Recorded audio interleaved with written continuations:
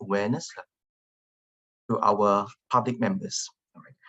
And today, we are very honored to have three very distinguished speakers. Okay, they are Dr. Li Wei-Shan and Dr. Kavya, neurologists from our National Neuroscience Institute, the Singapore General Hospital Campus, Department of Neurology, as well as Ms.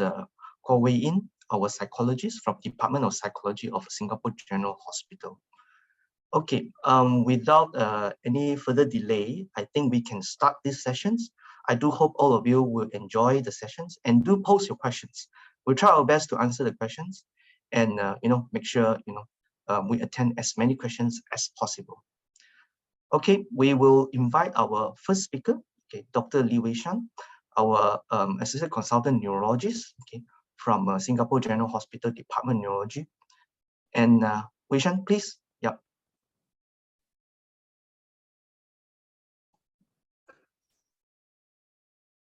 Hello, can you hear me now? All right. Yes, Wei-Shan, can hear you. Your video is still off. Thanks. Okay. Can hear can see my slides? Yes, good to go.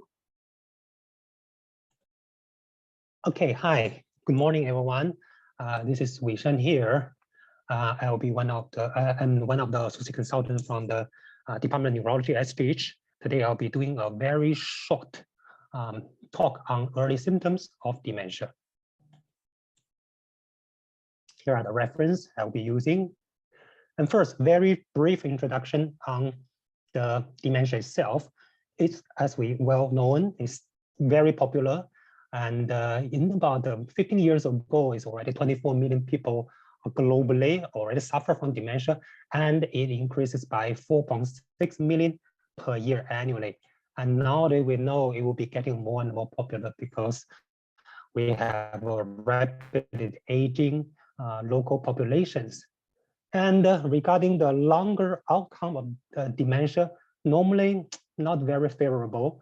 So actually, by 2030, 7.5% of the global deaths can be attributable to the disease and other related dementias. So it's of crucial importance to just go ahead, screen for early symptoms of dementia, and go ahead with further interaction, which will help to bring down the complications and death-related events. So it's of the importance. So here, have you heard about all these kind of things like my mother has very poor memories, that my neighbor cannot recognize people, and some of my colleagues cannot find a word properly, lose items easily, unable to find a word to express him or herself. And all these can be early symptoms of dementias. And later I will group them under different cognitive domains. I'll talk the reason why I do so, and we'll go through them one by one, break them into small pieces. Don't worry about that. First, we're talking about complex attention. Complex attention, a good example is unable to focus. So actually I get all this complaint from my patients saying, I used to be very good at my work, but nowadays I cannot focus very well. And sometimes I need to ask questions again, say, what did you just say just now? I cannot finish a very long conversation. I cannot finish a very long movie because I occasionally just go absent-minded. So it's a very classic example of complex attention impairment.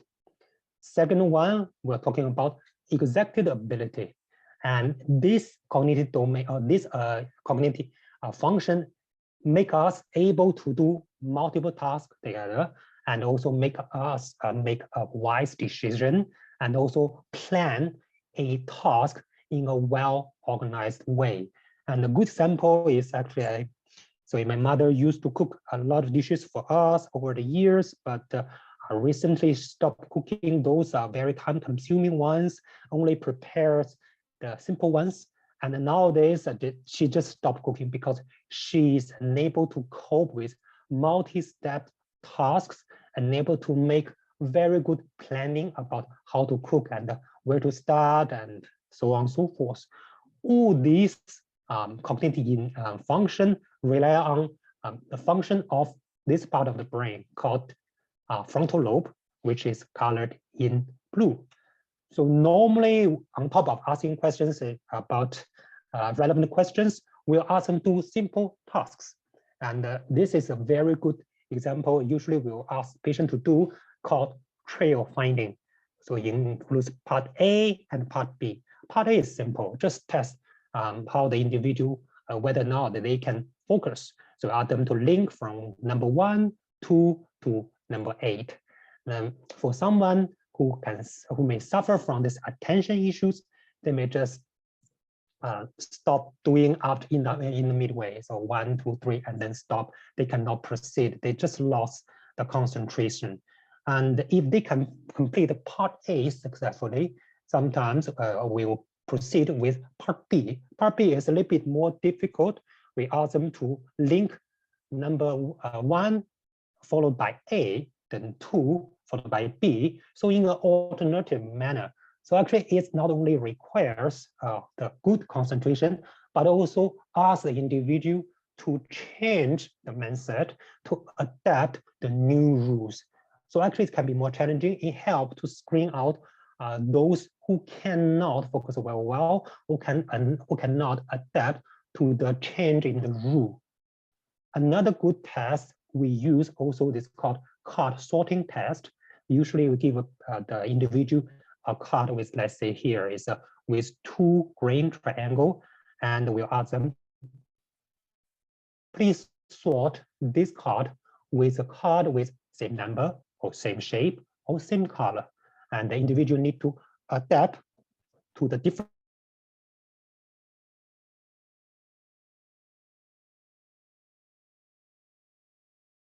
designing kid story.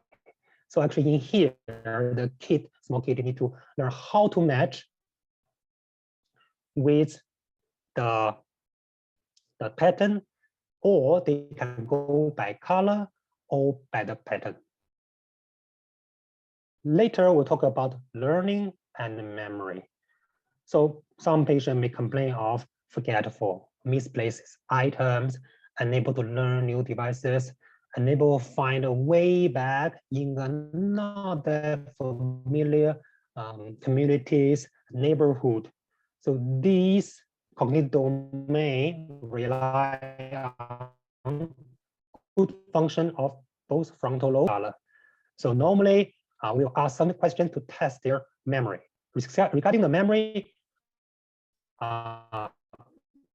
there are 3 stages of so-called long-term memory. First, see what we hear, what we feel, and then make it convert it into a coding that our brain can easily process and store. That's called stage 2, consolidation and storage.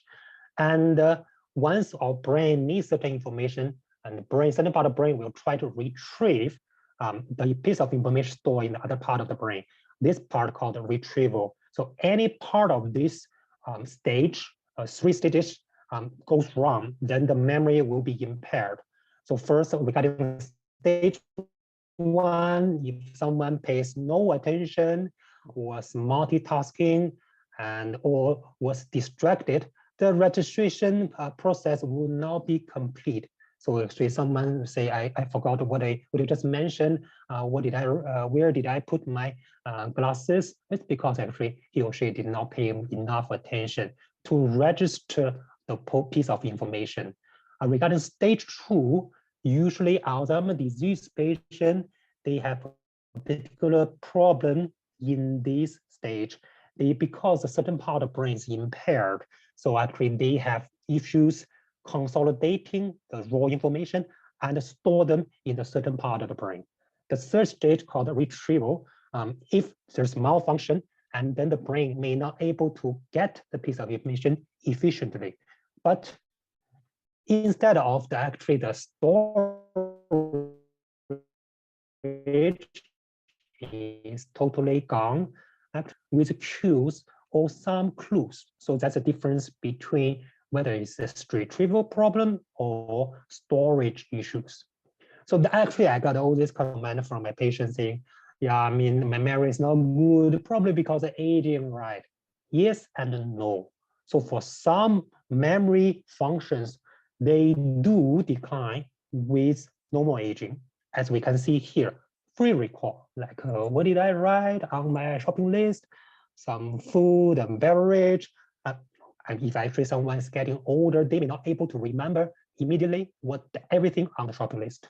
And something like a source of memory, we may keep this, still have the information of this piece of information, but we may not able to recall where did I get it, what was the scenario, what was the circumstance when I got this piece of information. The third one called prospective memory. Good example is I always forget to take the pill before I go to bed, which means someone need to hold a piece of information for the future task.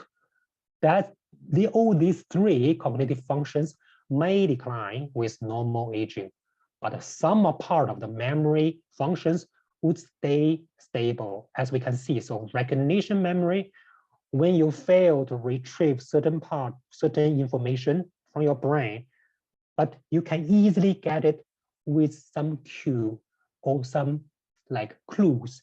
Like I cannot remember what's on my shopping list, but maybe some kind of food or beverage. Oh yes, I need to buy potato, I need to buy some soda water. So if let's say with a cue, you can quickly get the information, so which means the recognition memory is still intact in some brain aging process, which is non-normal, not because of normal aging, and the recognition memory will be impaired, which means no matter how hard you try with clues and cues, you may not recall the details of a story or the item you list on the shopping list.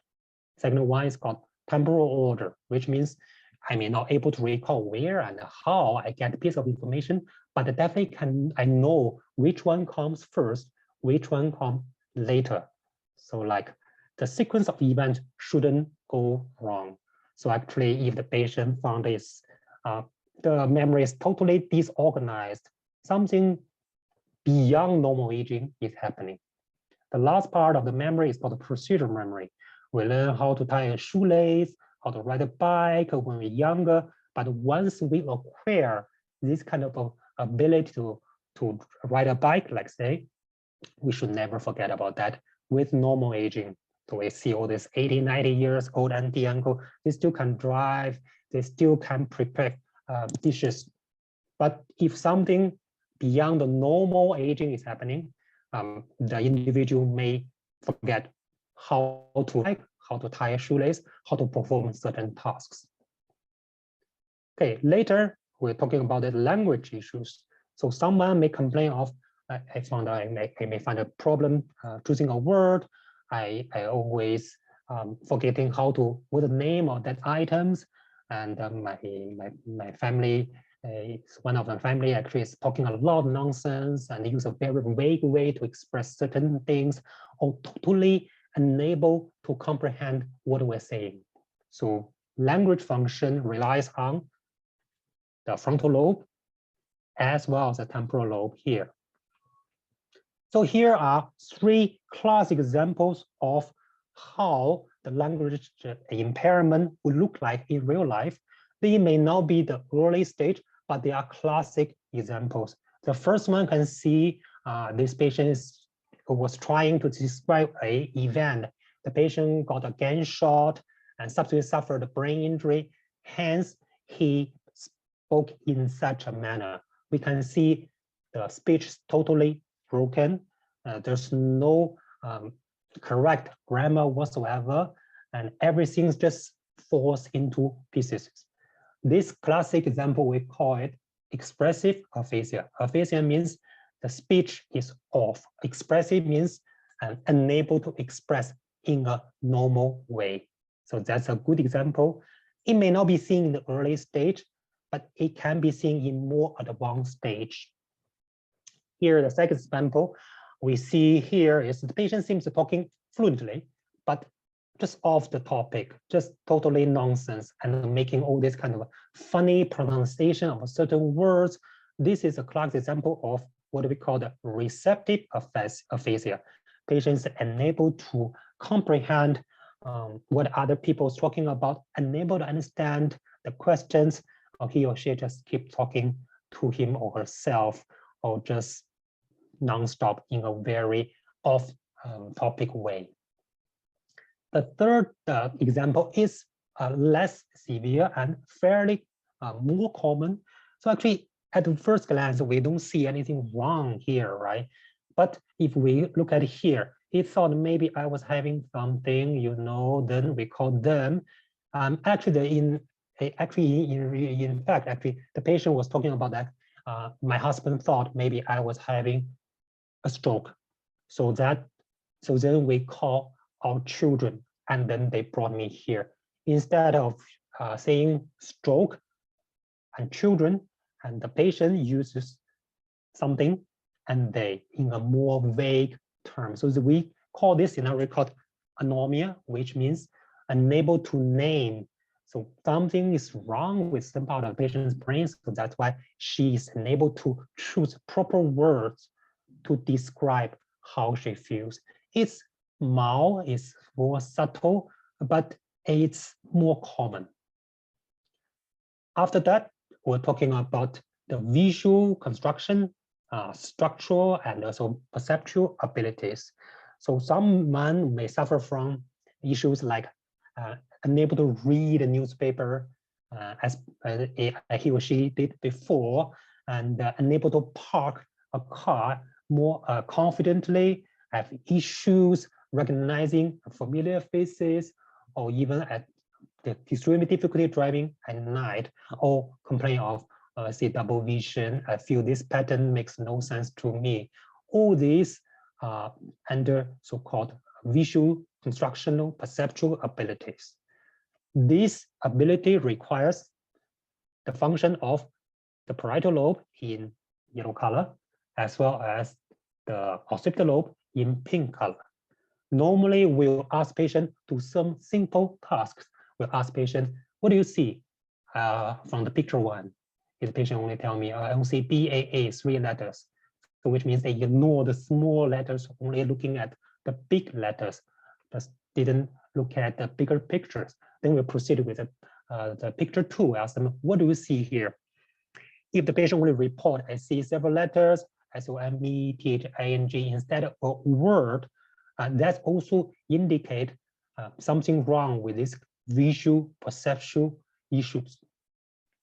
And on top of that, we may also ask patients to copy a pattern, see how they reconstruct the pattern, or we ask them to draw a clock, see whether or not can make it correct as per our instructions. If anything not going very well, so we may suggest some perceptual issues or like a visual construction issues. The last but not least, I'll talk about the social conditions. In other words, the patient may have some so-called mood issues, behavior change, or personality issues. They may become very withdrawn, become a little bit mobile in emotion, self-centered, a little bit more aggressive. And it requires the bottom part of the brain, called the bottom part of the brain of frontal lobe. So on top of those kind of actually, there's a longer list about common behavior issues we may see in dementia patients. They may not be seen in early stage, all of them, but they can be the sole presentation of certain type of dementia. They can be very aggressive, can be very withdrawn, they can be very moody or very anxious looking, and they can have some kind of very weird perception. They will see, I saw people running around in my home. I saw animals in my bedroom. They may become very restless, and they may have very poor appetite or sometimes eat a lot. The behavior can be very inappropriate, even in a public area, and their sleep pattern can be totally off. Either sleeps too much during the daytime or totally wandering around at night, or can act out dream and shouting and yelling, kicking out in the middle of the night, causing disturbance to his family members. So why so many domains? I mean, I group all those under different called cognitive domains. Why all these domains matter? Because how we diagnose dementia or so-called mild cognitive impairment or the early dementia, mini dementia, rely on the history and also the cognitive impairment.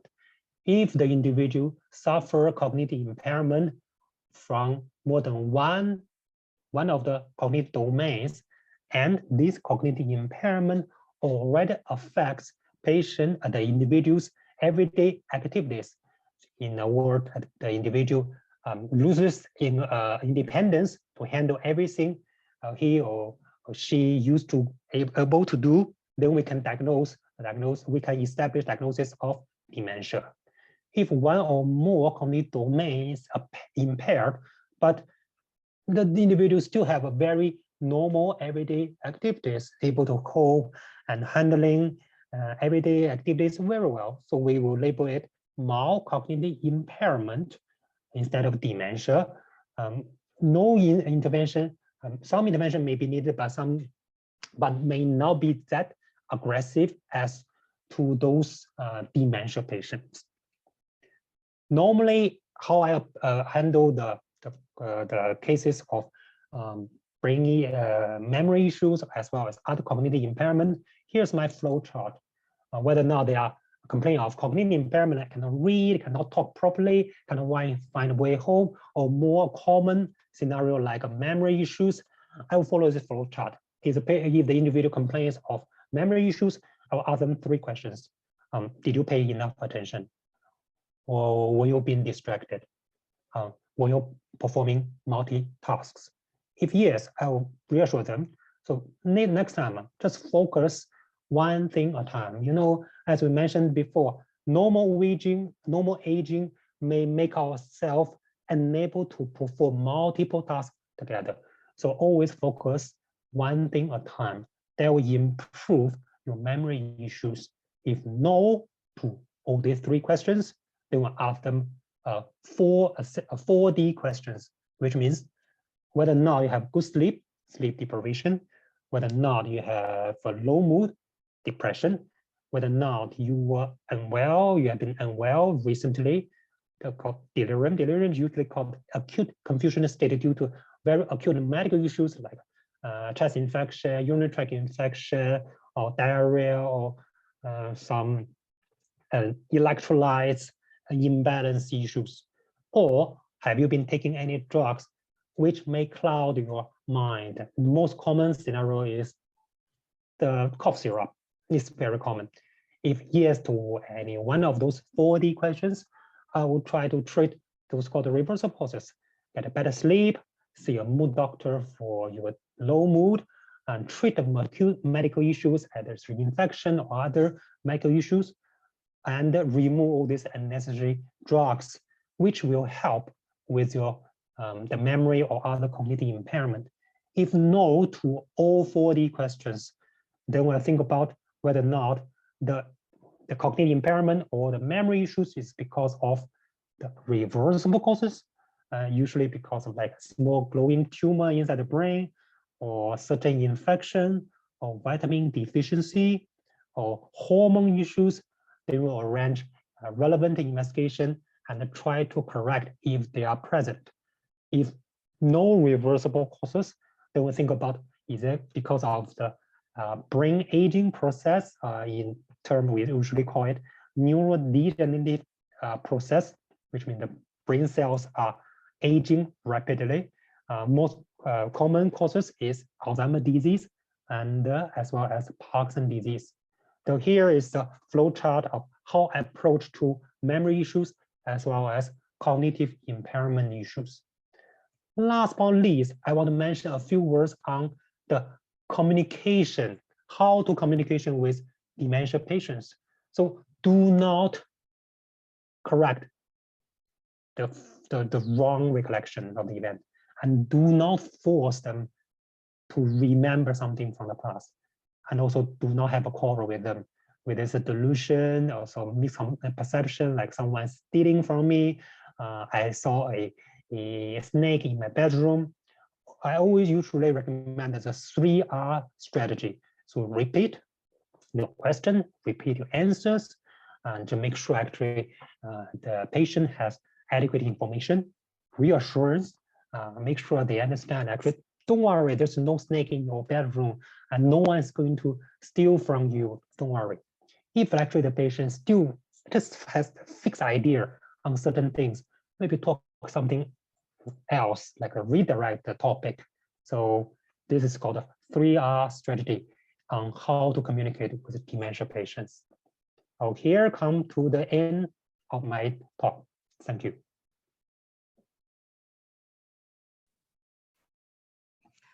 Thank you very much, Dr. Li Weishan, for the very concise and very informative talk. Just a reminder to the participants, you may would like to post your questions at the Q&A the column sessions, but not in the chat box sessions. And we'll try our best to organize the question and answer to you in the QA answering sessions later on.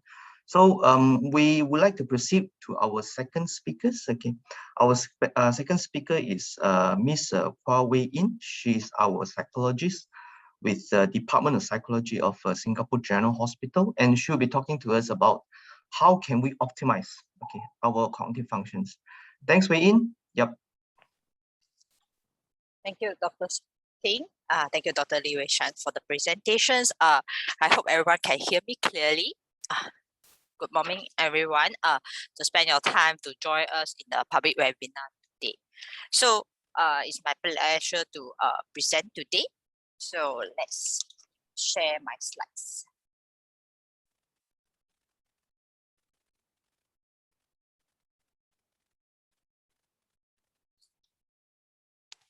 So how can we optimize our cognitive function? Some copyright things. So we will learn about some overview of cognitive functions. What are the common factors that may affect cognitive function, and how do we optimize them? So before we learn all about cognitive function or even dementia, why is it important for us to learn about that, and as well as recognize these cognitive issues?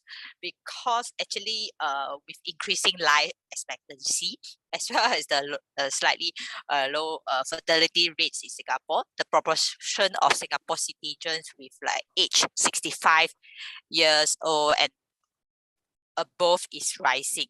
So you can see this graph that currently the proportions has increased from the 10.4% in 2011 to 17.6%. So as the population age, risk for cognitive decline actually kind of threaten the independence as well as quality of life of older adults. And definitely it may affect or create challenge to our health system. So before we talk about cognitive function, it's very important for us to know that it is part of brain health. So brain health refers to how well a person's brain can function across several areas or several aspects. So it includes like cognitive functions, emotional functions, tactile function, and even motor function. So pragmatically, we hope that we can preserve the neuronal functions in our brain, so that we can meet the demands of the everyday life. And human cognitive and emotional functioning, especially, are likely to affect his or her ability to interact with the physical as well as social environment. So how we interact with each other every day, how we deal with work. So and definitely it will also affect our ability to make decisions. So imagine that if there's a changes of this ability, or even changes in the ability to think or reason things through, somehow the loss may lead to like helplessness or dependency or even hopelessness. So So let us zoom in to focus on cognitive function. So just now, Dr. Lee Wei Shan had mentioned a range of cognitive domains. So actually, cognitive function is a general term lah. It refers to a multiple mental processes that involve in the acquisition of our knowledge, manipulation of our information, as well as how we reason this through. So these are all the common cognitive domains that Dr. Lee Wei Shan had mentioned just now. So attention, memory, executive functioning, they are all very, very important. They are not independent from each other. In fact, they influence each other in this domain. So of course, one more important thing is complex attention and mental speed, processing speeds are very, very essential feature in our cognitive domain. So let me show you this. Just now, Dr. Lee had kind of mentioned that, right? I know as we age, there are certain cognitive domain that may change with age. So this research, right, have shows that actually perceptual processing speed or our mental speed kind of decline lah, before the age of 55. But actually the verbal ability or even another research shows that the semantic knowledge, the semantic memory may kind of relatively preserve and constant, until much later in life. So Dr. Lee just now mentioned about the recognition part. Your recognition memory is still okay, like you can still recognize that in the later part lah. So by understanding that, if you start to experience some of your signs of the forgetfulness, some you may know that it could be because of my aging lah. But there are some parts that perhaps I need to start to take note of that and consider that to see doctor or seek help, etc. So in the recent years, Lancet Commission had published studies about the common factors that affecting the cognitive function as well as may lead to dementia. So these are the 12 common factors, 12 dementia risk factors. You can see that it range from like physical inactivity to excessive alcohol consumptions, or to even infrequent social contacts, diabetes, hypertension, and depression. So we know that there are some factors that may affect brain health that cannot be changed, like age. We can't really change our age. But from these factors, you will notice that there are actually many lifestyle changes that might make a difference. So the question now arises that what the older adults, himself or herself, that can do proactively to optimize the cognitive function as well as mitigate the onset of this cognitive decline before it all happens. So today, I would like to share three small tips and three small approaches that we can help to optimize our cognitive function. So it's help us to kind of make the best out of our cognitive functions. So first of all, we will start from the baseline, the very important baseline, mental fatigue. Yeah, so there are times, right, we are so focused on making a plan, take action each and every day towards the goals. We run towards to our goals and try to strive our best to just get what we want to achieve. However, not taking care of ourselves, not taking care of our brain, not taking care of our body during this process, actually it kind of like kill our goal or kill our dreams and even kill our health. I remember, like just now, Dr. Lee mentions that they will ask the patient whether are you paying attention. Sometimes when we are tired, our ability to pay attention may not be so optimal. So in fact, these will affect the cognitive performance subsequently. So by nature, our brain actually are optimized to remember very important information to various degree. So at the same time, the brain processes of course, have to be able to quickly kind of discard those irrelevant or non important details. But when we are not well rested, when we are tired, our brain are tired, or our brain and body are tired, it kind of just gets foggy. So all the mental clarity is just off. So then it kind of like, it cause us to make more mistakes, and definitely it will affect our cognitive performance. So somehow you will start to notice that why myself like process the information more slowly, or we are just not as alert as before, and kind of miss a lot of those kind of important content which it will kind of affect our opportunity to pursue our goal in a more optimal way for ourselves. So besides that, our brains when we are resting, actually our brain kind of will help to organize and integrate and consolidate the informations that what we have learned, what we have went through during the day. So many times if we are not we are not resting enough, so sometimes our brain may not have adequate time to kind of like consolidate this information. So so one of the very important tips that we need to remind ourselves is do not overload our brain.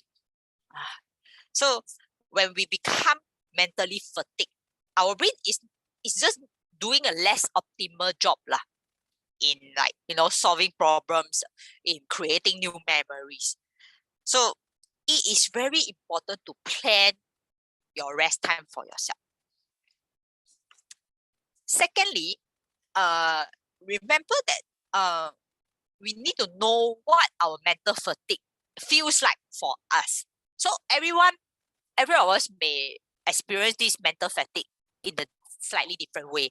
So if you can recognize that, when is it going to happen, when the mental fatigue is going to happen for you, then you can schedule rest time or break time before you truly goes to mental fatigue.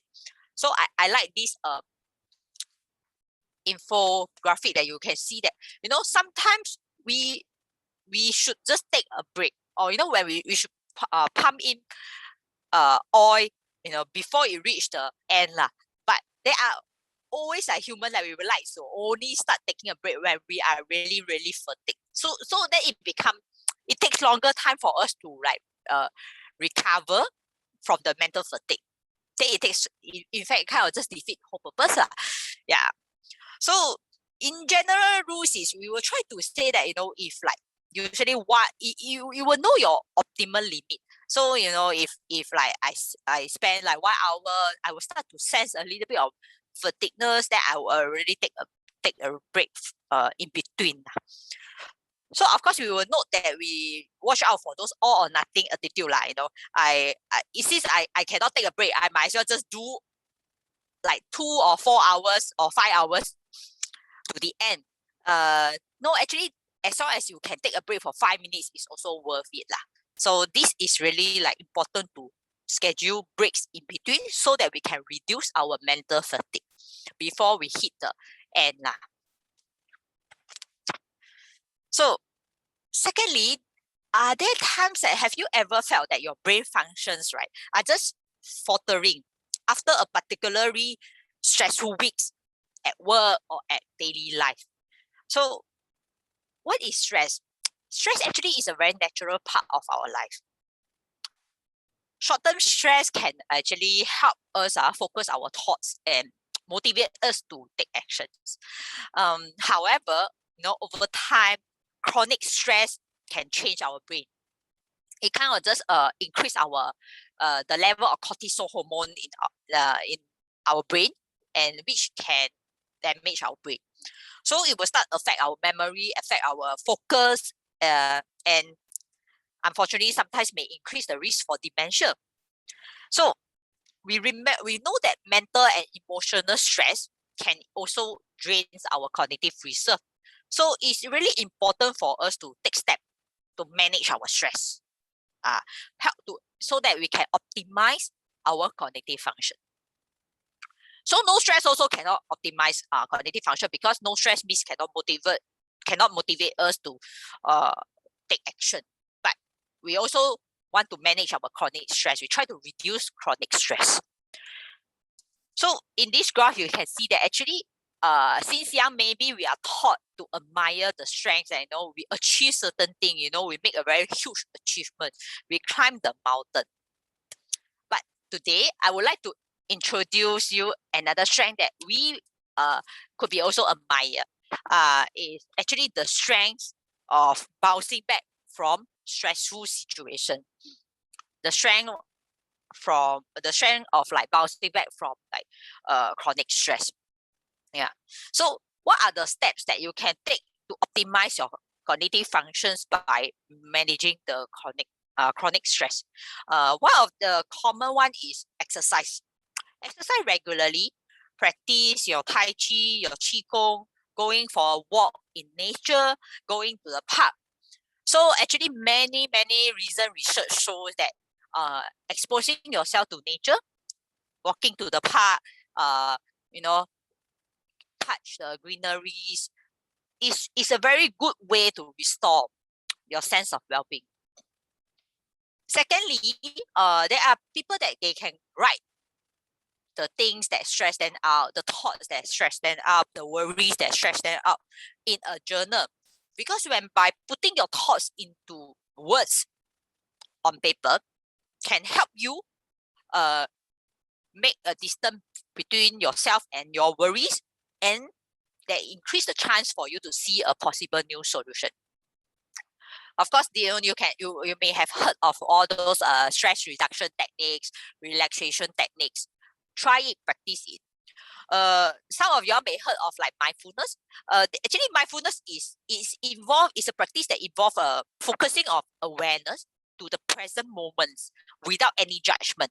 So actually, relaxation is not a direct product, it's more the side product after you can focus your awareness on the present moments. Of course, we will try to practice gratitude and pauses so that to help us to enjoy the little things, the simple things, like even a comfort of a cup of tea of daily life. It will help us to manage our stress. So I would like you all to take like a 5 seconds to think about, okay, what are the small steps that you can take every day to help you to bounce back from the stressful situation? Okay. So think about it, practice it later today after our public webinar. In fact, actually joining our public webinar is one of the small steps you take to try to give yourself a chance to take a break, as well as to de-stress and optimize your cognitive functions. So now let's move on to the strategies or focusing on more specific cognitive domain. So attention, I think just now we mentioned that attention is one of a very important cognitive domain. So the term of attention actually cover a number of cognitive processes. So we will not touch all these technical terms.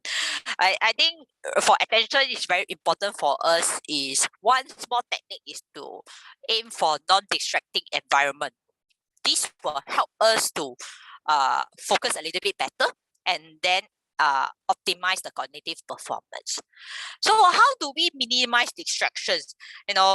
Again, you reduce the clutter. You pick a place of like if you know that you want to work on a very important projects. You try to pick a quiet place. Yeah, and second tips is prioritize. How do we prioritize? So we will try to do the more difficult task, or try to complete the more difficult task when you are most alert. So everyone works differently. So some people, they are most alert when they first wake up, and then after the first cup of coffee. So they will do the more difficult task first. But there are also certain people that they will need some time to warm up. So maybe after the cup of coffee, they still need like 30 more minutes for them to settle down and then can focus better. So for this type of person, maybe like scheduling the more difficult tasks to a later timing may works better in optimizing your cognitive performance. So everyone is different. So just try and error, see which one works the best for you. Of course, Dr. Lim just now also mentioned we try to do one thing at a time, ask the person to focus one thing at a time whenever possible, so it will help. Some people say, but my job need multitasking. They say, yeah, so if really need to multitask, how about can we narrow down to like 2 tasks or 3 tasks at one time, like instead of 5, 6 tasks. So it's really to try to do one thing at a time or do lesser thing at a time whenever possible, because our attention resource is imagine there's a cup of all attention resource. That's how much you can split your attention resources.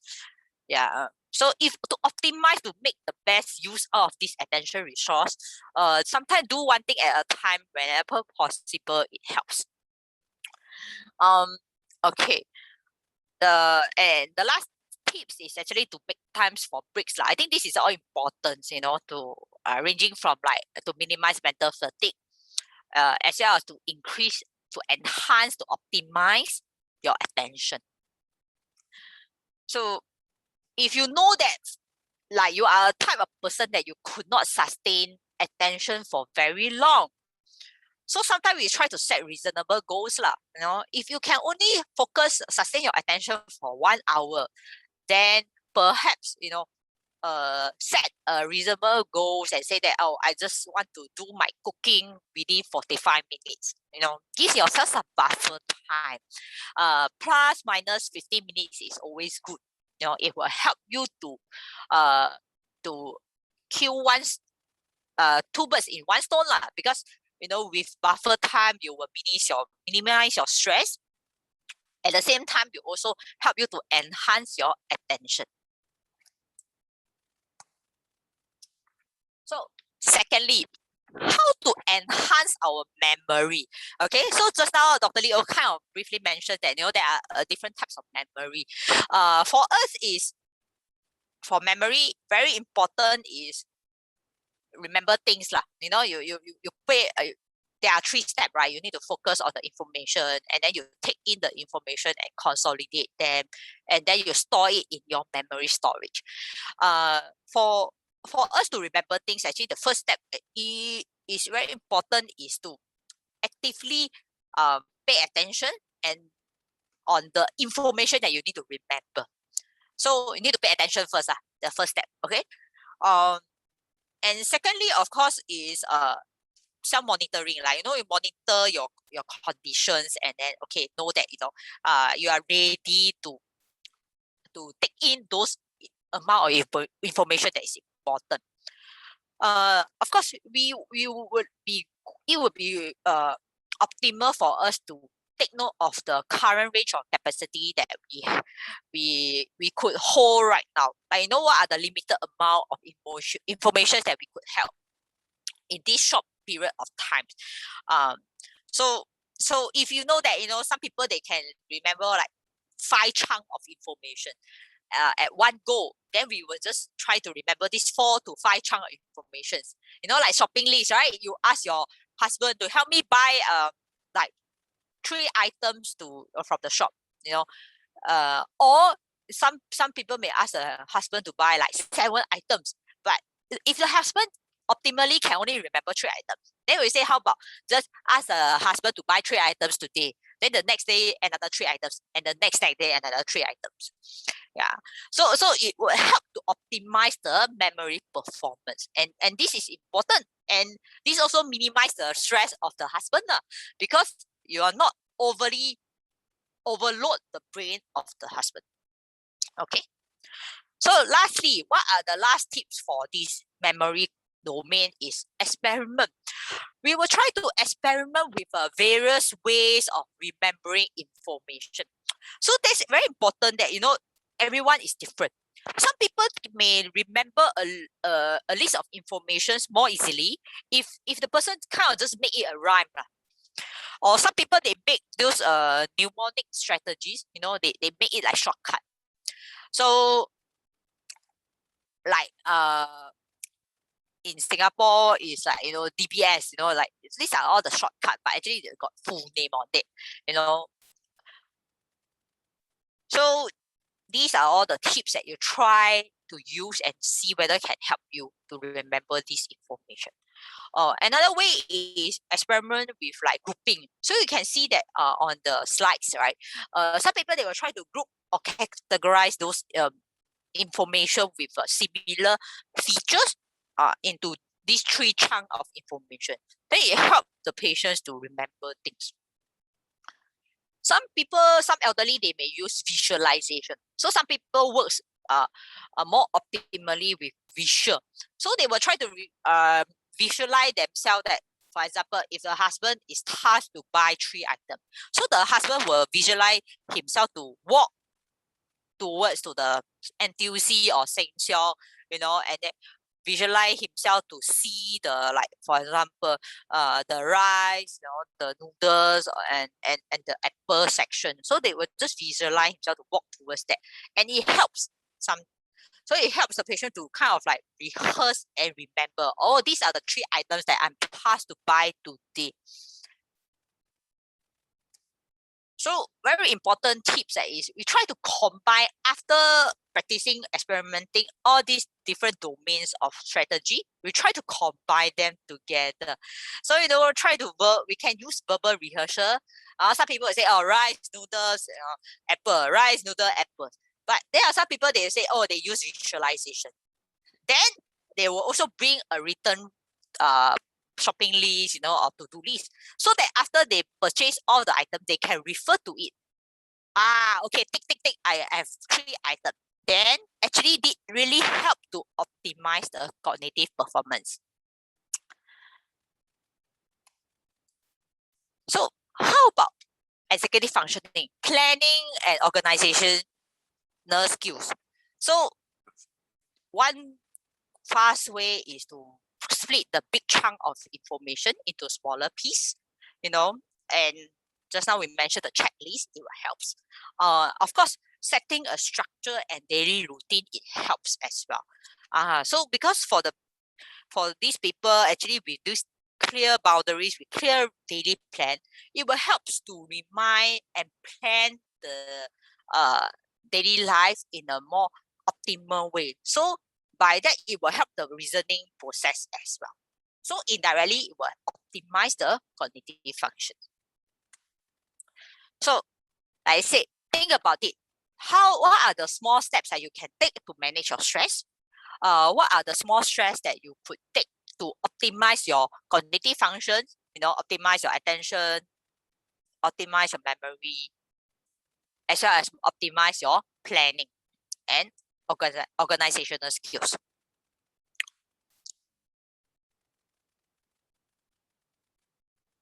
So what are the 3rd tips for us to optimize our cognitive function? So always start from preventions, you know. So we try to begin as early as possible and continue throughout life.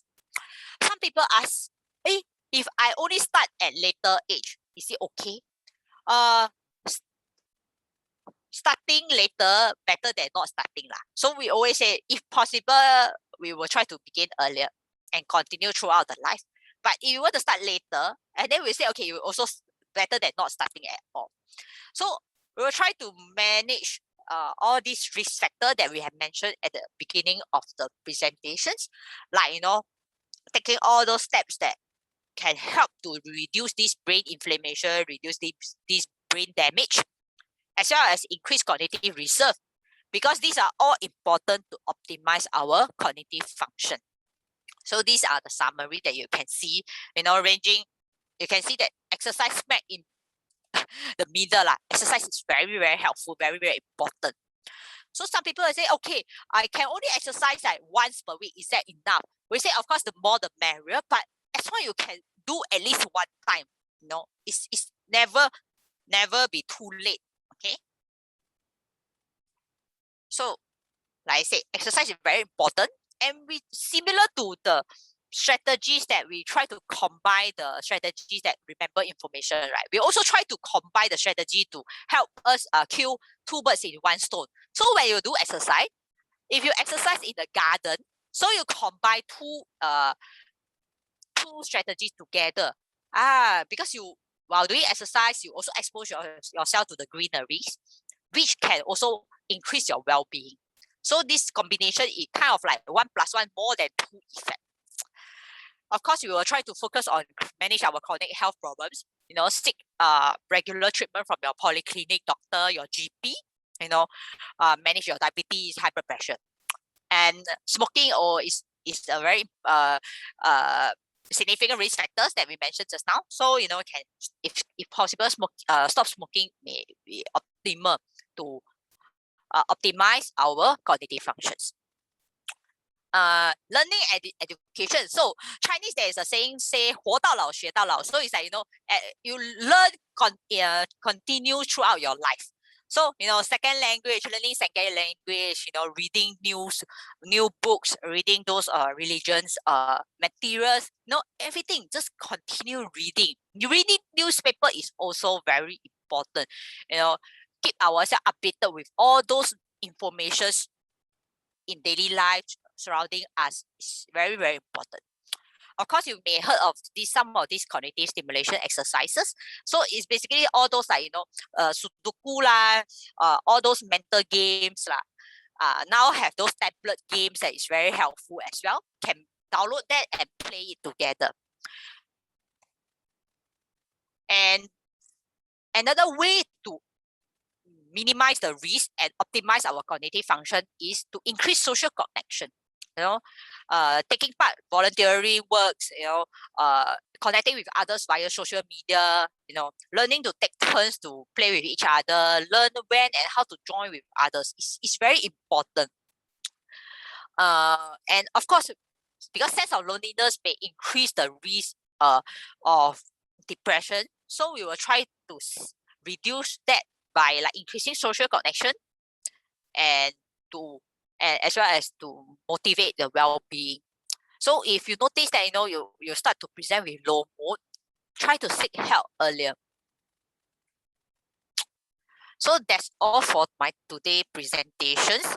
I hope that these 3 approaches that I shared just now can help you optimize your cognitive functions in daily life. Thank you. Thank you very much, Wayne, for your very nice and informative talks, especially on like those are practical steps how to optimize the cognitive functions.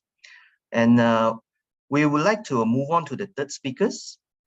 And our third speaker is Dr. Kavya. Okay, she's our colleague, consultant neurologist at the Department of Neurology of HGH NNI. And she'll be talking to us on very, very important topics. And we see a lot of questions that directed towards the content of her talk that she's going to share with us. So she's going to talk us about my parents suffer from dementia. Should I be worried? Or how to reduce the risk? It's a very, very important topic to cover. Kavya, thank you. Hi, thanks, Dr. Ting. Okay, so I'm Dr. Kavya. I'm a neurologist, but I also have an interest in genetics. And I think that's why I've been asked to talk about the worrisome part. So I think, yes, there were a lot of questions about inheritance of dementia and things like that.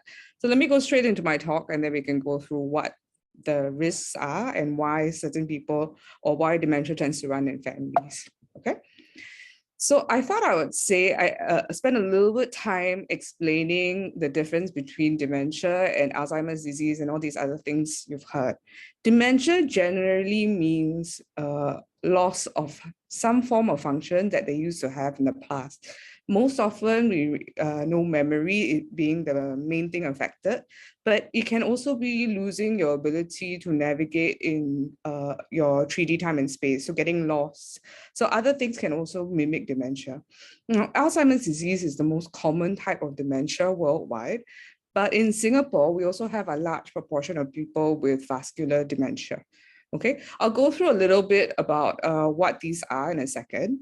There are some other rarer forms. So I'm not going to focus too much on the rare forms unless otherwise telling you about why they may be causing genetic dementia in a little bit. Okay, so when we talk about Alzheimer's disease, this is a cross-section of a brain or comparing what a normal brain would look like compared to what an Alzheimer's brain would look like. This region of our brain is our hippocampus, or the memory center. What it does is it normally takes the short-term memories, things that are happening around us on a day-to-day basis, and then converts it into a long-term memory.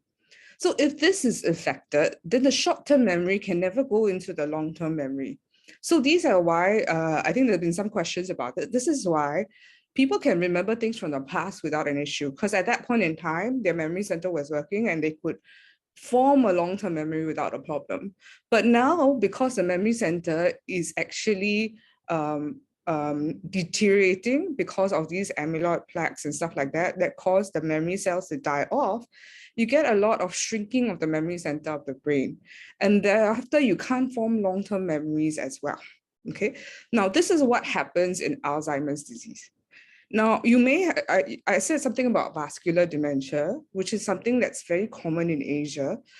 Vascular dementia is a different type of dementia. If you look at this, this is what a normal brain may look like. In vascular dementia, you get white patches that form in all parts of the brain. And these areas that are affected are usually the areas that are connecting one part of the brain to the other. Think of it as wires that connect, say, the part of my brain controlling my memory to the part of the brain that is controlling the vision, to the part of the brain that's controlling my hearing. And if these connections are now disrupted because of the formation of these white patches, which tends to happen because you have high blood pressure, cholesterol, diabetes, all these things that are not managed properly for a long time, then you end up with a situation where you have memory problems, mainly because the connections between different parts of the brain are not working. Okay. And more commonly, it's never one or the other. It's a mixture of both Alzheimer's disease, which is the memory center shrinking, together with some of these white patches forming, which is vascular dementia, and we call that mixed dementia. Okay, now I thought I'd spend a second talking about the genetics on how we inherit disease. Okay, if someone has a condition, okay, let's take a step back. Everyone gets one copy of their genes from mom and another copy of their genes from dad. There are certain diseases where you only need one abnormal copy to manifest disease. So if you look at this lady here, she has one abnormal copy and therefore she has symptoms, and we put her in dark blue. If this was the case, she has a 50% chance of sending the affected bad copy to her children and a 50% chance of sending the unaffected good copy to her children. And so what happens is 50% of her children end up having the disease and 50% do not. Okay, this is one way in which diseases work. There's another set of diseases that work only of you having symptoms only if you have both copies of your genes, the copy from mom and copy from dad, both being bad genes. And then you end up having symptoms. Okay, so in this case, usually mom and dad will not seem like they have any disease because they will each have only one bad copy. And so they wouldn't manifest any diseases. But then when they both pass on the bad copy to a child, which can happen 25% of the time, then they get an affected child and then they have a genetic disease. Now, this is what we talk about when we're talking about inheritable diseases, including certain types of dementia.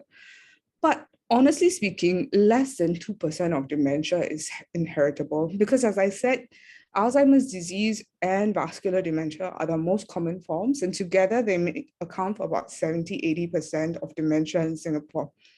So both of those are not the type that are inherited easily. You do have a subset of Alzheimer's disease where people start losing their memories in their 40s. That group, yes, that group has a higher rate of having this kind of inheritable dementia. And some frontal temporal dementias where language gets affected and behavior gets affected. So these people tend to have gambling issues, alcohol addiction issues, issues where they cannot control their impulses. So they cannot control they just do whatever they want or say whatever they want without caring about what's going on, what's considered normal in society. So there are some groups which can have inherited dementia, but to be very honest, this is less than 2% of dementia worldwide and locally. So this kind of dementia where you inherit it from your parents is very rare in Singapore, okay? But what we do inherit is sometimes risk. Okay, what that means is that sometimes you do get certain genes that we know don't directly cause dementia, but they put you at risk of developing dementia. And if you're aware, there's some major gene called ApoE that has been known. So then you do find that these things run in the family because you find that more people in the family develop Alzheimer's, and this is particularly so for Alzheimer's compared to other families which don't have the same risk, okay? Now, why, if risk is the only aspect, why do then people develop dementia in families? Often it happens because the environmental factors that a family is affected to are very similar. So most of the time within the family, you have similar diets, you have similar lifestyles, so similar exposures that then result in you having a similar environmental factors, similar genetic risk factors, and therefore similar chance of getting dementia. Okay, so this is why dementia tends to run in families. Okay. I'll switch a little bit more to talking about how do I reduce my risk, because I think that's the hot topic for everyone today. Now, to be very honest, I'm going to say this technical term, which we say non-modifiable risk factors. Okay, you can't do anything about your biological sex, your age, your ethnicity, your underlying genetic risk. What is there, and there's nothing we can do to change it. And that accounts for 60% of dementia globally at this point in time. But 40% of dementia can be prevented if we actually focus on modifiable risk factors for dementia. I've put a few different common risk factors and their percentage increased risk right next to it. So for example, if you smoke, you have a 59% higher chance than someone who does not smoke of developing dementia. And a lot of this depends on also what phase of life you're in. So Lancet is this very famous medical journal that is very prestigious. And they looked into a summary of at what phases of your life do things matter, okay? So in the early phase of life, from you were born to probably your mid-20s, we will call that early life. Education is actually the most important thing, because until your 20s, your brain continues to develop. And after a certain age in your early 20s, you're actually starting to lose brain rather than gain anything more. So what you need to do is focus a little bit on keeping your mind active and having a very good education, because that actually increases the amount of nerves or neurons you have in the brain and the connections that they have. And that makes you have a higher index, so that even if you lose 5%, you're still more functional than someone who started out at a lower level of education. When they lose 5%, they become more symptomatic very easily. So in early life, getting a good education is very important. When you come to your middle life, there are certain things we need to be careful about. Hearing loss, making sure you don't get into having head injuries, controlling your blood pressure, drinking, and obesity. These are the most important factors from when you're in your 20s to when you're roughly in your late 50s. And all the percentages here that on the slide are the percentage that it accounts for. So 8% of dementia is because of hearing loss. Like 2% of dementia is because of high blood pressure in your midlife period. Okay. And the last part is actually the later life period. So your late 50s onwards, these are the other factors that you could potentially change: smoking, depression, social isolation, being physically active, diabetes, all these things. So modifiable, we can explain and we can probably prevent 40% of dementia by modifying these factors, okay? Now, I'll move on a little bit to kind of try to explain to you why we know it works. And this is a little bit based on a Finnish study called FINGER. which had almost 2,500 participants. Okay, it was published in 2015. But this is one of those landmark things that happen to prove to us that actually we can do lifestyle interventions to try to reduce our risk of having dementia. So what did they do? They took 60 to 77-year-olds with risk factors. That means they either had diabetes or high blood pressure or cholesterol. They didn't have dementia, but they had mild memory loss, and they split them into two groups. Now, both groups got general health advice, which meant me, like a doctor or nurse telling them, oh, don't smoke, don't eat well, eat healthily, go get your exercise. Both groups met nurses every 6 months for 2 years, measured height, weight, blood tests, which looked at their cholesterol levels, their diabetes levels, everything at a 6-month interval. What happened in the group 2 is there were 4 additional components. A nutritionist read them. Individualized exercise plan was created for them by a physiotherapist. They were given remote, online cognitive training courses. And we were very aggressive about controlling their diabetes, cholesterol, and their high blood pressure. Okay, so that's the only main difference about the two groups. The times that they visited were about the same. They saw the doctor and nurse at the same interval, but these 4 extra components were a little bit more aggressive. And you don't need to know what these tests are. These are all tests of our cognitive function. And what they found was there was a significant improvement in processing speed, memory, your ability to plan things, and your overall cognition. So actually, these are people with mild problems. And if you intervened in a way that not only just give general advice, but to specifically tailor something to the individual, then you could actually improve the memory. Okay, but you may say that's just Finland. Maybe things work for Nordic countries and they don't work for Asian countries. But what's happening is actually after that one landmark trial, the same thing has been replicated in other countries. And if you see the red logo that came out, we actually have a similar study in Singapore that's doing the same thing. Dr. Christopher Chen in the US is one of the people who's doing it, and they spent the last 2 or 3 years proving that they can do it. So they have to modify and adapt everything to the local setting so that they can recommend you, they can recommend you nutrition-wise, what is the nutritional status of char kway teow? They need to know all these things. So they've spent some time actually validating it and actually proving that this is something they can do in Singapore. And now they're actually recruiting. So if you are interested to join the study, please reach out. There's a scan me option, and there's contact information down here with the NUS group. And if you want to be involved, you can to help prove that the same thing can or cannot work in Singapore. Okay, but overall, what you need to do is to take an ownership of your own health. Now, one of the questions that kept coming up in the chats was other medications that can particularly help.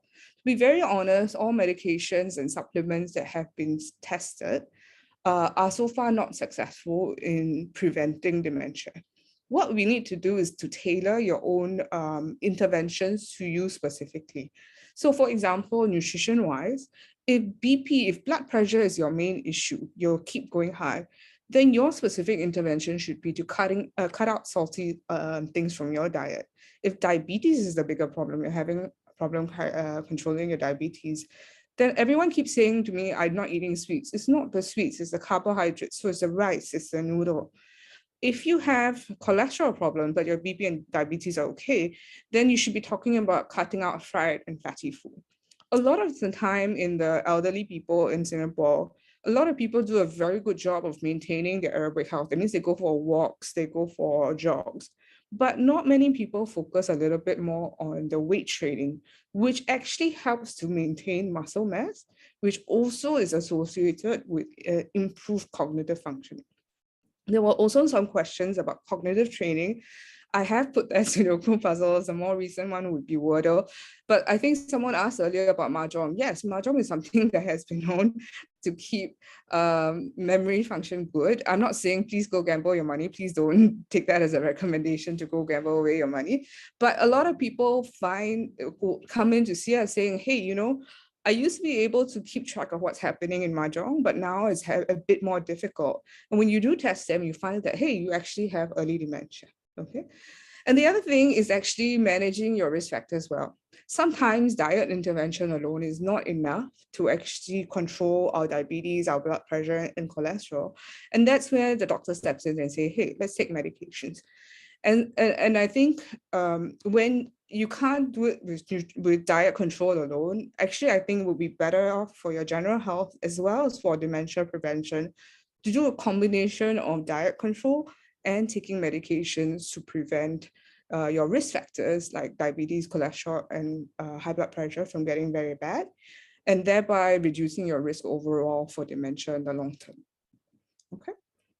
Sorry, I think we have a lot of questions to answer, so I'm going to end here and then pass it back to Dr. Simon. Thank you very much, Kavya, for the excellent talk. I think on the way you have already answered a lot of very, very important questions. Okay, I think we go into the Q&A sessions. I would like to invite all the speakers, maybe you can switch on your video and then we try our best to answer as many questions as we can. All right, I have selected some, important questions. Maybe we can start trying with some. Okay, the first few questions, probably I would like to address to Ms. Koh-Wei-In first. I think somebody have asked about the sleep. So example, there is a question saying a person will have dementia if he or she sleep average about 4 to 5 hours every day. And there is another question also asked similar about the sleep. Noted that the sleep deprivation is not one of the risk factors. Okay, does insufficient persistent sleep matter? All right, Wei-In. Thank you, Dr. Ting. So regarding sleep, right? Okay, sleep actually is a very interesting thing that everyone may need different amount of sleep to perform or be optimal in daily life. So some people that may find that actually sleep, the amount of sleep that you may need, right, it may change from across age as well. So you may notice that for baby, they may take more than 15 hours, 10 to 15 hours of sleep, wake up, drink milk and then go back and sleep. And then move on to adolescent age that time, some of them may need like 7 to 10 hours. And then some people will say, okay, after retirement, I start to sleep lesser and lesser. Is this some warning sign? So it depends. One question is to ask yourself, if is getting 4 to 5 hours of sleep sufficient for myself? When I wake up, do I feel well rested? Or I wake up, I feel that I have headaches. My brain is foggy. So because sometimes if the patients wake up feeling well rested, means that's the body telling you that actually 4 to 5 hours is sufficient because you have retired. So the so-called mental energy is not used up that much as compared to while you are working at that point of time. But another scenario is some people, they cannot sleep so soundly at night. Could be due to the some mood issues or some chronic worries or chronic stress. Then these people, they may wake up feeling very tired, or they may wake up feel very headache, and then they feel that they are in low spirits, they feel that they are very stressed out. Then I would say that maybe the stress level or the mood issue may need some further evaluations, and then see what is going on. And sometimes it's really like if you can resolve that mood issue or can minimize or reduce the chronic stress, sometimes eventually you may notice that your sleep quality may improve subsequently. So this is all interrelated. So I hope I have answered that part. Thank you. Can I also maybe say something here? I think if you were to think of our memory and our short-term memory as our computer RAM, when we are stressed and sleep deprived, the amount of RAM we have decreases significantly. So we feel like we're having memory issues, although the issue is actually that our sleep is poor or our mood is poor. And so when we sleep well, what happens is our REM actually increases back to our normal level. So that's one way of saying why it's not quite sleep deprivation is not a risk factor. It's more like it's one of those things that varies our what we call working memory, which is the technical term, but you can think of it as equivalent to the RAM in your computer lah. Yeah. Thanks, Kavya, for bridging that part of the question. In fact, Kavya, maybe we just get you to continue to answer this question. It's relevant to what you have just said. There is a question here. Could a shock event, spouse diagnosed with cancer but recovering, be a trigger for mild dementia? The other partner is showing signs of dementia symptoms like forgetfulness, keep repeating things, and needing specific instruction to do daily stuff like cooking. Yeah, so I think it goes back to the same thing. The shock event usually will affect your mood. And we can be anxious, we can be deprived, we can have poor sleep as a result of all of that. And then it affects, again, the working memory, what we call the RAM in the brain. So the RAM decreases, and so it looks like you're having a lot of symptoms of dementia. But generally in these cases, when we treat the sleep and treat the mood, the memory improves. Thank you very much, Kavya. Maybe I would like to address these questions to Dr. Li Weishan. Okay, there is a question here saying, are there ways to improve mild cognitive impairment? If not prevented, for example, would it develop to dementia at a later stage? Yeah, actually, there's definitely some intervention we can do to at least slow down the progression of the dementia. First and foremost, active cognitive activities like you play chesses, you go to some you read the newspapers to show reading some books, or even just talking to the family member. It involves certain cognitive activities. That's active cognitive activities will slow down the progression of the so-called mild cognitive impairment, and which will may further leading to the cognitive further severe cognitive impairment. On top of that, and stay fit, as usually say, do regular exercise. That definitely is useful. Regular exercise, the more you do, and the higher chance we get better result. And also need to control the sugar, cholesterol, as well as blood pressures, optimizing all those so-called risk factor for cardiovascular events will reduce the chance of getting a worsening of cognitive impairment.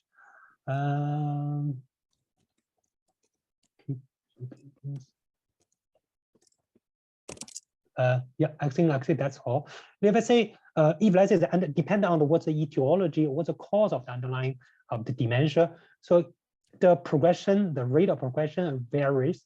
If let's say the dementia is because of the lack of the vitamin, or is certain some infection inside the brain, or some small tumor inside the brain, treating the cause may slow down or even halt the progression of the cognitive impairment. But if the dementia is because of the brain aging, Alzheimer's disease, Parkinson's disease, the effect of intervention may not be that significant. The process will be progressing relentlessly, and eventually will reach a more advanced stage. That's all. Thank you very much, Weishan. Thanks for answering that important questions. Okay, the next question is an interesting question. I would like to address that to Kavya again. Okay, I think in the clinical dementia practicing field, the hearing loss does receive a lot of attention past few years, because it appeared to be one of the modifiable risk factors. So there are a lot of questions being asked about this. Example, is a question to see here, why hearing loss lead to dementia? And there is another one, how does hearing loss result in dementia? Can hearing loss and prescription of hearing aids be done at the polyclinic? Yeah, Kavya, please. Okay, so essentially, think of the brain a little bit like a muscle. If you don't use it, you lose it. So what happens in people with hearing loss is that they end up having a little bit of a detachment from what's happening around them, because they just can't hear what's happening. And so they rely more on other senses, but that doesn't actually convert to being able to hear. So things that are very what we call dynamic changes, conversations they can't hear properly, they are not involved in, and they become a little bit more detached. And because of that, they are not using the brain as much. And therefore, like any other muscle, sort of, the brain also starts deteriorating earlier than someone who didn't have hearing loss. The second part of the question, can hearing loss prescription and prescription of hearing aids be done at OPS? My understanding is no, right? I know that within SGH, I know the ENT center does have a specialized hearing aid fitting device, and I know there are plenty of private ones around as well. But my understanding is polyclinic cannot do the hearing aid fitting at present. Yeah, I hope that helps. Thank you, Kavya. That's very helpful. Yeah. Okay. So one of the questions here, I would like to address it to Wei Yin again. Okay.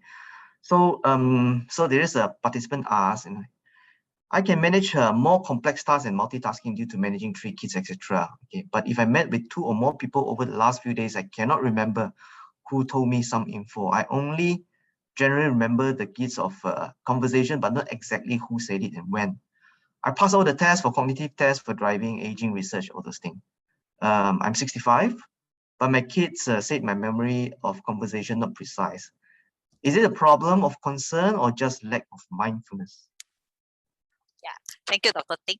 So regarding these questions, right, I think maybe we may need a little bit more background information. But for these patients, right, for the complex tasks like daily activities like cooking, household chores, sometimes our muscle memory helps a lot, lah. So we are like in an autopilot mode that we handle all the demands from the kids. And sometimes because we care about our kids, we pay a lot more attention on the requests from the kids. So again, remember the first tips for the remembering information just now is you need to pay adequate attention. But sometimes, right, when you meet 2 or more people, so again, who are the 2 or more people over the last few days? What are the informations that these 2 or more people trying to let me know? So like what Dr. Kavya mentions, right? Imagine your working memory is a RAM. So if the RAM have been like divided and then allocated for the task, taking care of the kids. So sometimes we may not have any more balance for the remembering the like gist of the conversation with like random people or not so important people. So again, is ask yourself that if the conversations, the details of the conversations are important for us, then how about let's optimize your memory by jotting down those important points. At the same time, you rehearse these important points. So next time round, if you need to bring up those important points, at least you can refer to that, and you won't feel so stressful by when the free call is so difficult for you. So I'm not too sure why your kids say that your memory of conversation not so precise. But again, I think the importance that after using the jot down list, the notebook, and it will help to optimize your memory as well as improve your conversation with others. Whether lack of mindfulness, okay, I think really it is back to the questions that when you were during the conversation that time, are you paying attention to that present moment? Are you paying attention to the question at that point in time? Yeah, thank you.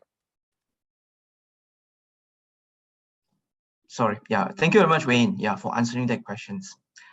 I think next question I would like to address to Dr. Lee Wei Shan again. Okay, so I think there are a few similar questions here. So example asks, does natural supplement such as ginkgo biloba help to prevent dementia? That's number 1.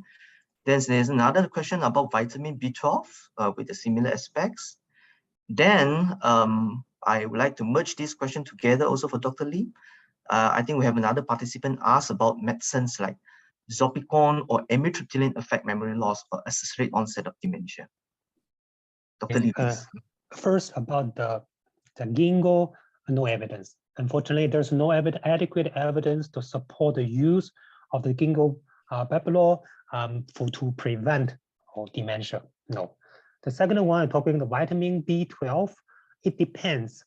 is really regarding whether or not the underlying cause of dementia is because of lack of vitamin B12. If it's because of lack of vitamin B12, yes, replacement of vitamin B12 will help to slow down or even reverse the process of dementia. And sorry, the last part is Dopicone and amitriptyline. Yep. okay. Dopicone and amitriptyline are used by our psychiatric colleagues and also sometimes by us for like headache or migraine, and they have some side effect. They may make patient feel dizzy, drowsiness, may sleep a lot during the daytime, and they may feel their brain processing is slowed down. If this is the concern, that can be due to the side effect, not really because of the cause, the medication is causing dementia or make the underlying cognitive impairment worse. So actually, I would say no. Thank you very much, Wei Shan. Thanks for answering the questions. Okay, we move on to the next question. I think this question will be good for Dr. Kavya to answer. I think she covered some of it during her talk. What's the early age someone can get dementia? And is there a way we can prevent someone from getting it? Okay, in a sense, there's no super early age. When we say someone is getting dementia, we mean that they have previously attained a certain level of function, and now that function has deteriorated. Okay, so someone who is born with maybe some difficulties would not be someone who's considered to have dementia. Having said that, there are some genetic causes of dementia that can cause you to have dementia in your 40s, in your 50s. Generally, patients who are younger and getting dementia will be seen by a neurologist. And the younger patients, we will evaluate for specific causes. So the workup we do for a 40-year-old who comes with memory complaints will be very different from the workup we do for a 80-year-old that comes for memory complaint. And in a 40-year-old, the chance that it's due to a genetic condition is a bit higher. And so when we're talking about prevention, I think there's less that we can do for a younger patient with dementia. Having said that, we're talking now about the 1% of dementia patients. The 99% of the dementia patients are actually people who get it at an older age. And the preventive measures are similar to what I said earlier in the talk, which is to optimize your personal health by targeting treatments to improve your blood pressure, your cholesterol, your cardiovascular fitness, and your cognitive fitness. Yeah. Thank you, Kavya. Maybe I also get you to answer this one as well. There's a very interesting question here. Can high amounts of mental activity compensate for low amounts of physical activity when managing risk of dementia? No, I mean, you can be as mentally active as possible, but you'll need some physical activity. What I usually recommend is at least 2 days of working out, getting a walk or something to the point that you sweat for at least 30 minutes. So yeah, you can have a lot of, I mean, in that case, I would never be at risk of dementia, right? High amounts of mental activity, but physical activity would not be bad. So I'm saying we should actually do both. Twice a week, I think is acceptable. I think most people can get that done. So I would say continue some physical activity. Thank you, Kavya. I perfectly agree with your opinion as well. Okay, next question. I think we would like to address this to Wei Yin. Okay, so there's a question here says, my father keeps getting anxious and worries that his bills has not been paid. All right. We reassure him every time that it has been done, but it does not work. He asks us a few times in a week. What can they do? Yeah, so one thing, right, for this elderly, right, maybe it's more on like outside our mind. So the elderly may not be able to remember that, you know, the bill has been paid, because I suspect that maybe you all have done the payment online lah, which is very different compared to the elderly who like used to like walk to the post office and then make the payment on his own. So he will, so if this elderly works better with visualizations, so we mentioned that visualizations, right?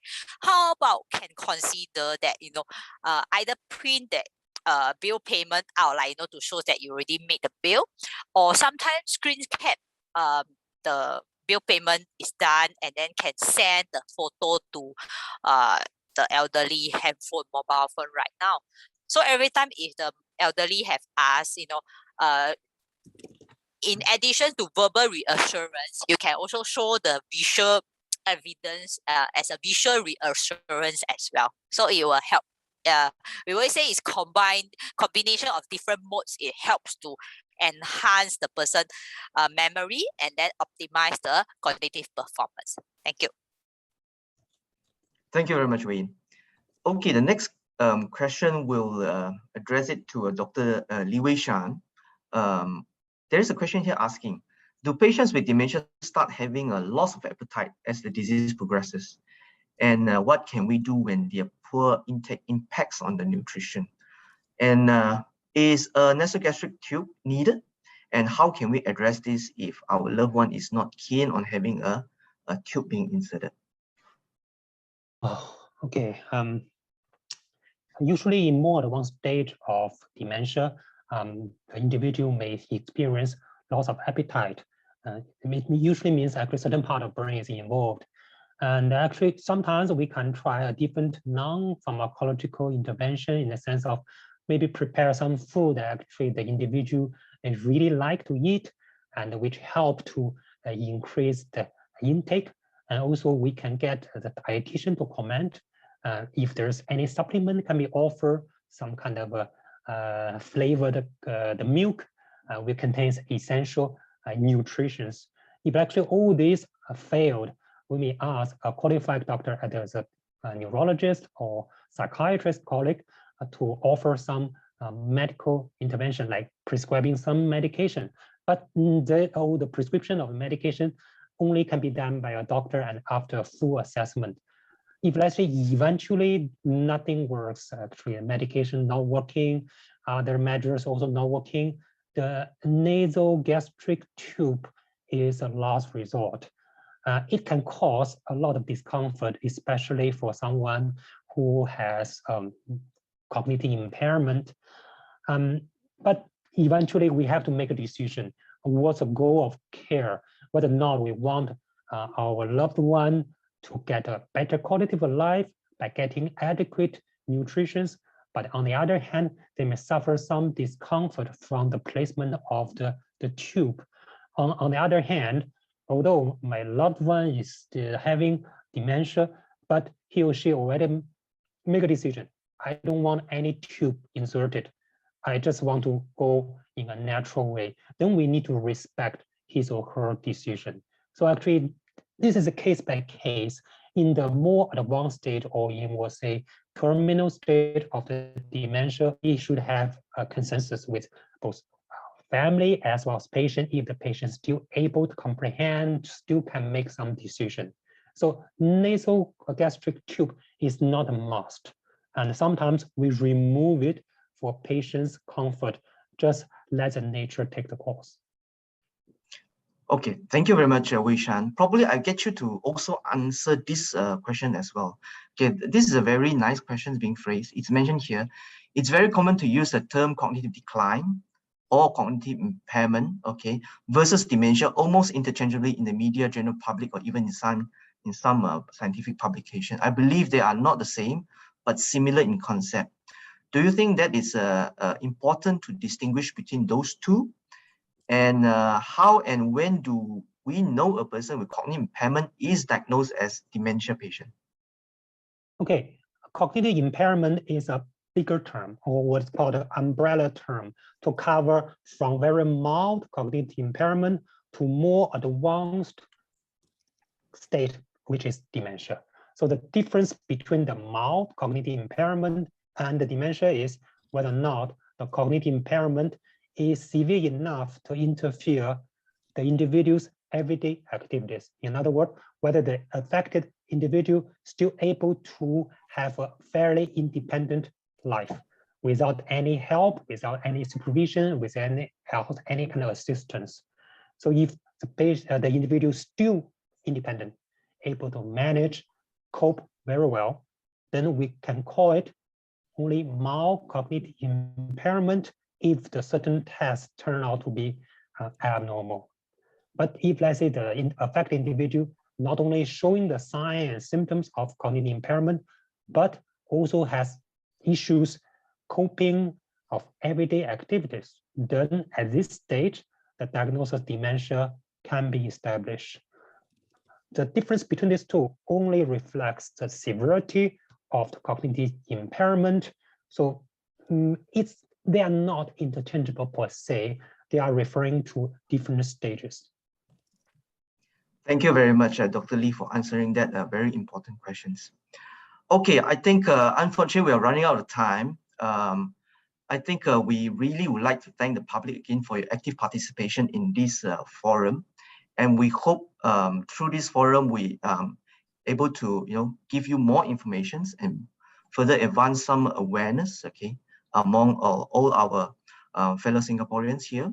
And we also really like to thank the organizer, of course, as well as our three speakers for your contribution and your time. And thanks everyone again for your participation. We wish you have a very good weekend ahead and have a nice day. And we'd like to hand this back to our organizers. Thank you, everybody.